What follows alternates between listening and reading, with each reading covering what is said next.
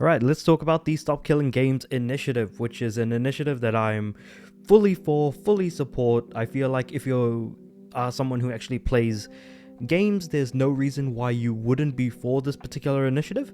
But basically, just to kind of give a quick summary of it, basically when you buy something, you just don't want it to be taken away, so it just needs to be functional in some state. Doesn't matter how, just as long as there is an end-of-life plan for that particular product, which is basically what it says here. Stop Killing Games is a consumer movement started to challenge the legality of publishers destroying video games they had sold to customers. Cool. So basically, the European initiative has hit over 1 million signatures, but it's also probably fair to say that a good 200k of them are probably botted or invalid. So ideally, if you're able to, please sign that petition. I will be linking the petition in the description below. That being said, I don't think I have a lot of European viewers for the most part, but I mean, if you are in the EU, please sign it, because I know for a fact that I wish I was in the EU. Unfortunately, while we do have the Union Jack on our flag, that's the Queen's English, not the European English. But with that being said, however, the EU lobbying group for video games is actually scared of this petition.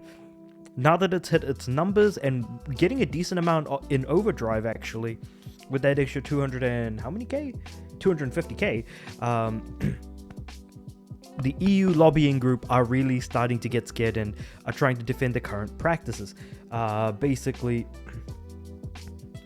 what's happening here is that the EU Lobbying Association responsible for the video games industry has responded to the Stop Killing Games petition and suggested that, among other objections, forcing companies to support online games perpetually would make live services titles too expensive to develop. And in a way, good. That's actually a good thing, because live services should not be a thing that should be focused on. So, as I mentioned, that's just explaining the Stop Killing Games movement. But basically, to enshrine a consumer law that games can't be taken offline with no offline alternative, i.e. The Crew, Concord, and Multiverses, which are games that all had been taken down, but don't have anywhere of being able to play offline. Actually, Multiverses you kind of can play offline, but it's just like a single versus mode, and that's it. An increasing number of video games are sold effectively as goods with no stated expiration date, despite the fact that we all know that they eventually will have an expiration date, but designed to be completely unplayable as soon as support from the publisher ends. The practice is a form of planned obsolescence, and that is not only detrimental to customers, but makes preservation effectively impossible. And that's very true. Unless you're able to spin up custom servers or something like that, it's just not going to be possible to keep some of these games alive. And even if they have an offline team deathmatch or deathmatch mode that people can just play with a few controllers around a single TV, that's actually just as good of an alternative, to be completely honest, than for the online to be dead in its entirety. So here we go. So basically, this is actually what Video Games Europe had to say, and there is a lot to jump into. So, we appreciate the passion from our community. However, the decision to discontinue live online services is multifaceted, never taken lightly, and must be an option for companies when an online experience is no longer commercially viable. Which is to say, we can't sell more skins to more people, because keeping in mind, and I love that this image was used in this Video Games Chronicles article by Jordan Middler, who's pretty much, I think, on point with it. It's worth mentioning that Anthem is going to be shut down in January 2026, and I will try to actually platinum the game after I finished Dirt 5, and I've done my Dirt 5 review of the game. But yeah, basically, it continues on. We understand that it can be disappointing for players, but when it does happen, the industry ensures that that players are given fair notice of the prospective changes in compliance with local consumer protection laws, which it does not. There's no way in hell that games, actually follow suit with local consumer protection laws, because otherwise, if games were shut down, they would still at least remain somewhat playable in some state, one way or another. Talking about, say, something like Anthem as an example, Anthem is an online-only game.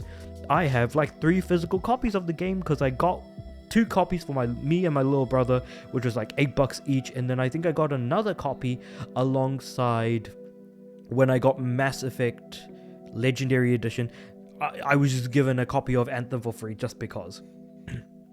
So those 3 copies of Anthem are going to be very expensive placeholders, all things considered. But the statement also addresses the common argument from players that suggests companies should allow players to run private servers once all official means of playing an online game has ceased.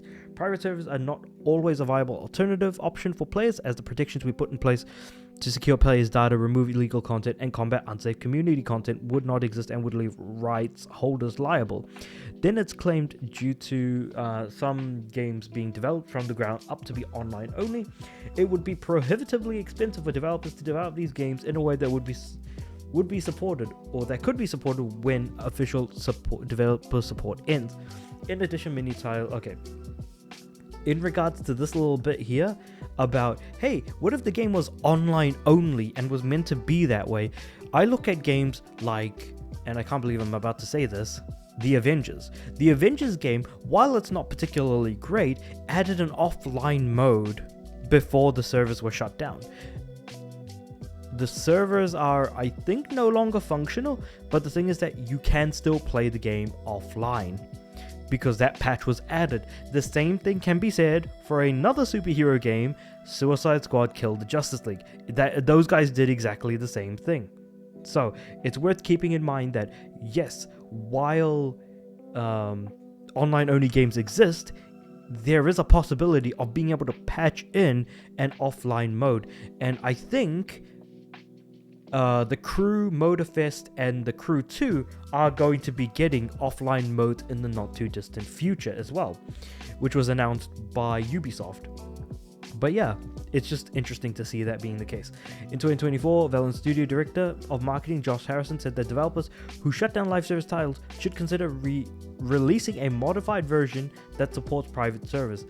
Valorant's cross-platform dodgeball game Knockout City was released in May under EA Originals before the studio, which also developed Mario Kart Live and took over publishing duties to make it free to play in 2022. Keeping in mind that Knockout City has now since been shut down and only the PC version is actually playable offline, even though it was originally an online-only game. So it's worth keeping that in mind too, that there's like another example of a game that just added an offline mode before being shut down. And I think it's very, very important to say that some of these games, while not particularly good, did actually do something that I feel like a lot of people should be doing moving forward. Forcing companies to be like, okay, they released something like, I don't know, let's give... What was that? Babylon's Fall. Yes, that's the game I was thinking of. Think about Babylon's Fall for a moment. That could absolutely be played offline. I played 99.9% of their game by myself. So it's probably not going to be a surprise to anyone if I were to say that, hey, if you were to sit down and play, if there was an offline mode to Babylon 4, God knows why anyone would want to play it, because the game looks ugly as hell and makes your fingers hurt if you're playing the PS5 version because of how they've done the vibrations and the controller vibrations, as well as the adaptive triggers just really not working as well as it probably should be. It's an awful game, but the thing is that just because it's an awful game, I want more people to experience it. Problem is, if you haven't bought the game or played it yet, you will never be able to experience it moving forward. Sometimes things should be left to keep some level of posterity almost. But maybe I'm just kind of imagining things a little bit too much in that direction. I do believe that every game should deserve to continue to exist. I do not believe that games should basically shut down and be completely unplayable when those official servers basically shut down. And honestly, I think that Stop Killing Games is doing an amazing thing. I think that Ross from Accursed Farms is doing an amazing job of championing this movement. And now I feel like people who are, interested in games, who are making videos like what I'm making, should continue to press the message onto people that games should remain playable to some extent. I don't want to buy an online-only game that will ultimately be useless in the future. Because, say for example, with Anthem as an example, once I've actually platinumed the game, I'm going to be trading in all 3 copies of Anthem and then just buying some different game that has an offline mode that I can keep with the disc, that I can just play without an internet connection, because I know that that's going to be the way to go, all things considered. So it is what it is. But with all of that being said, however, let me know what you guys think about the Stop Killing Games movement, whether or not you guys especially if you're in the EU, whether or not you signed the petition, because I know for a fact that I can't, since I'm not in the EU, I'm in Oceania, unfortunately. But with all of that being said, let me know what you guys think about all of this in the comments below. Like the video if you liked it, subscribe to the channel. I'm aiming for 500 subs by the end of the year. And with all that being said, I do upload every day, so I'll see you guys tomorrow.